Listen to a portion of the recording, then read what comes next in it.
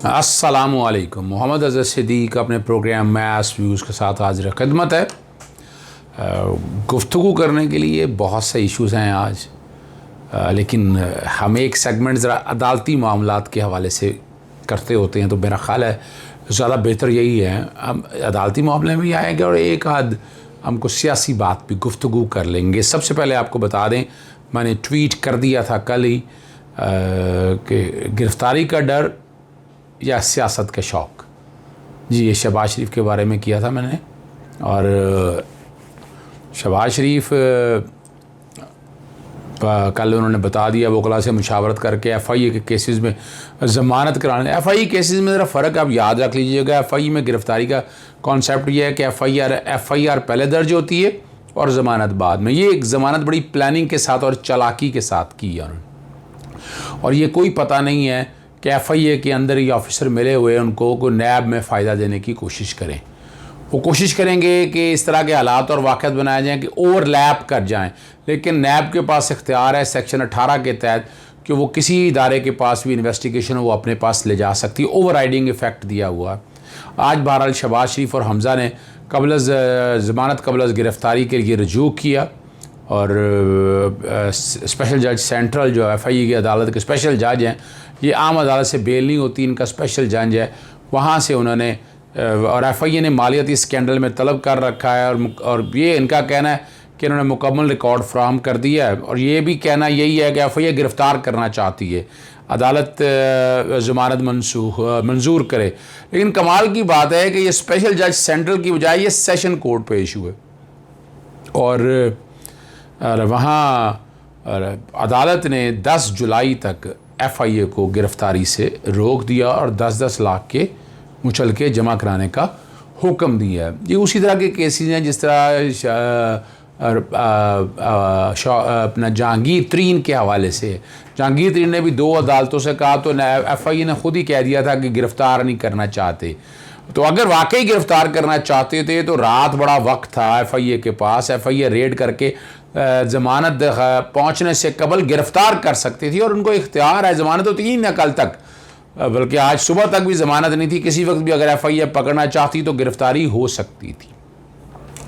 दूसरा इशू जिसमें आप लोगों के कहा गया कि इस पर ज़रा ज़रूर डिस्कस करें, जो कि मामले की नौयत थी, मैं नहीं चाहता इस पर गुफ्तगू की जाए, लेकिन आप तक छोटी सी गुफ्तगू ज़रूर करनी है।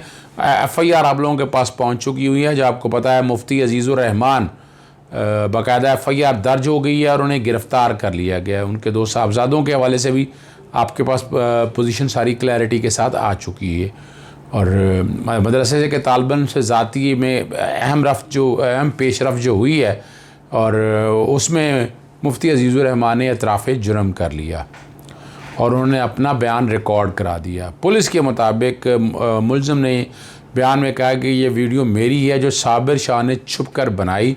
तालिबान साबिर को पास करने का झांसा देकर अब इसका निशाना बनाया, ये उनका है, और वीडियो वायरल होने के बाद खौफ और परेशानी का शिकार हो गया था।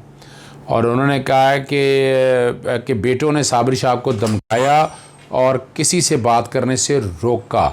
साबिर शाह ने मना करने के बावजूद वीडियो वायरल कर दी, और ये उनका कहना है। मुफ्ती अजीज़ुर रहमान का वो मदरसा छोड़ना नहीं चाहता था, इसलिए वीडियो बयान जारी किया, जबकि मदरसे के मुंतज़मीन और मुहतम वीडियो के बाद मदरसा छोड़ने का कह चुके थे।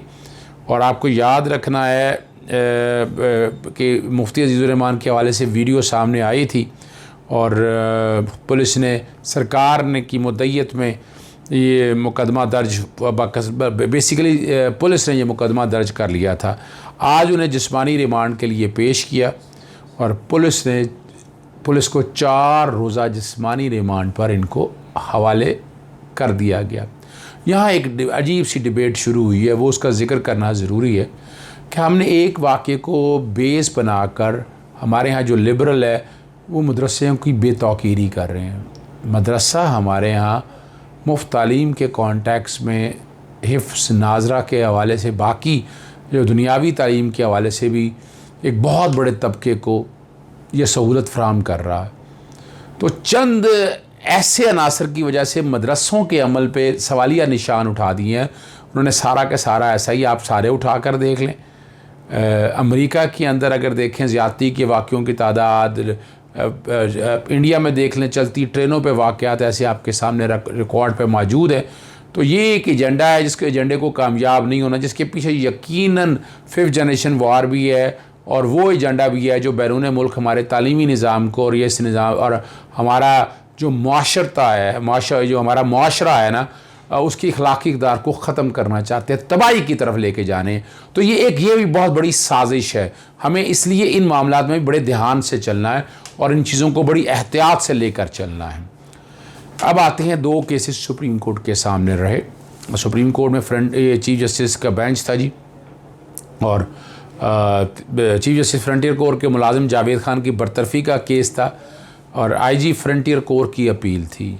मुलाजिम जावेद खान पर रिश्वत लेने और ड्यूटी से गैर हाज़िर होने के इल्ज़ामात साबित हुए। ये चीज़ जस्टिस का कहना, जावेद खान किसी आम लॉ इन्फोर्समेंट एजेंसी के मुलाजिम नहीं थे। जावेद खान फ्रंटियर कोर के मुलाजिम थे। जस्टिस जाजुल हसन के रिमार्क्स है, मुलाजिम पर मुख्तलिफ लोगों से 18,000 से 1 लाख रुपये तक रिश्वत ली।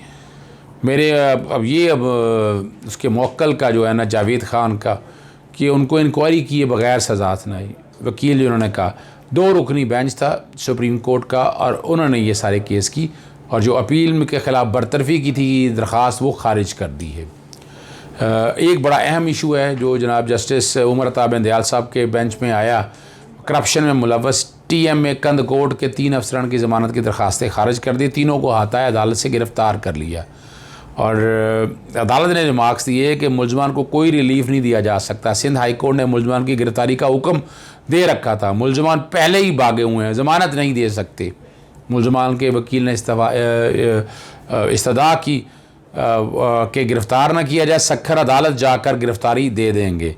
अदालत की जानब से इस्तदा ये मुस्तरद कर दी और इस पर अल्ताफ़ हुसैन, सुंदर खान और अज़रुद्दीन को हाथा अदालत से गिरफ़्तार कर लिया। करप्शन करके कौमी ख़जाने को करोड़ों रुपए नुकसान पहुंचाने के लिए। आपको याद होगा कि इसमें एक एडवांटेज मिला था खुर्शीद शाह के बेटे को, फ़ारूक शाह को, और उन्होंने भी ये कहा था कि उन्हें गिरफ़्तार न किया जाए और रिलीफ मिल गया था। और रिलीफ ये मिला था कि वो अपनी गिरफ़्तारी वहाँ देंगे और वहाँ गिरफ़्तारी दे के सीधा जेल चले गए और जो इंक्वायरी और इन्वेस्टिगेशन करनी थी वो प्रोसेस मुकम्मल नहीं हो सका है। अगली बात आपके साथ थोड़ी सी नैब के लाहौर के हवाले से बात कर लें। ख्वाजा आसिफ के ख़िलाफ़ रेफरेंस तैयार कर लिया नैब ने और हतमी मंजूरी के लिए चेयरमैन नैब को भिजवा दिया है। रेफरेंस में कहा कि ख्वाजा आसिफ मनी लॉन्ड्रिंग का इल्ज़ाम है, आमदन से ज़ायद असासे बनाया। Section 9 of the NAB ordinance है और 4 सितंबर 2018 को ख्वाजा आसिफ के खिलाफ इंक्वायरी की मंजूरी दी गई थी और 29 दिसंबर 2020 को इन्हें गिरफ़्तार किया गया। अभी तहकीकात जारी हैं। 1991 में ये सेंटर बने। उनके पास 3000 मुरबा गज़ का घर था। 1993 में लीगी रहनुमा के कुल असासे 51 लाख रुपए थे और 2018 तक ख्वाजा आसिफ के कुल असासे 404 मिलियन रुपए तक पहुंच गए। जिस वक्त हम ये वीडियो रिकॉर्ड कर रहे हैं उनकी ज़मानत की दरख्वास्त अभी जस्टिस आलिया नीलम के बेंच में समाअत के लिए चल रही है। बज़ाहिर लग ये रहा है कि उनकी ज़मानत मिल जाएगी। वो एक इम्प्रेशन ऐसा है, वो डिटेल में फिर बताऊँगा आपको कि क्या वजह है, क्यों, क्या रीज़न्स हैं, क्या जजेस को नरमी दे रहे हैं, इसमें फिर बात होगी आपसे, फिर मैं जब डिटेल में आपके साथ डिस्कस करूँगा। एक अच्छी खबर जो है वो मोहम्मद तारिक मलिक जो साबका चेयरमैन नादरा थे और 21 जून के नोटिफिकेशन के तहत section 33 of the database and registration authority NADRA ordinance 2002 के तहत कमिटेड अथॉरिटी जो हैं उन्होंने 3 साल के लिए इनको चेयरमैन नादरा मुंतखब कर दिया है और टर्म्स एंड कंडीशन और जो तनख्वाह दी जाएगी इसका नोटिफिकेशन लहदा जारी होगा। अगली जो बात है वो रेलवे के अंदर जो हादसात के हवाले से है।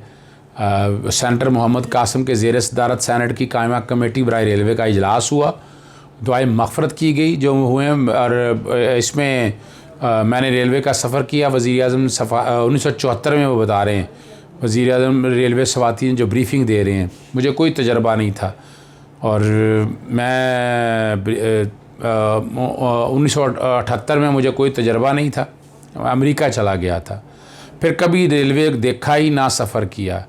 जब आया तो आपने पर देखा कि इसके बिज़नेस को बढ़ाना है। हमारी गलत पॉलिसी थी, रेलवे को कभी भी किसी ने बिज़नेस के तौर पर इस्तेमाल नहीं किया।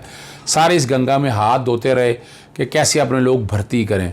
ड्राई पोर्ट पर हमने अरबों रुपए लगाए, जबकि पोर्ट का मुनाफा 4 करोड़ रुपये है, ये वज़ीर रेलवे कहते हैं। और पिछले 6 माह में फ्रेट वैगन में 1 अरब 60 करोड़ का नुकसान हुआ है।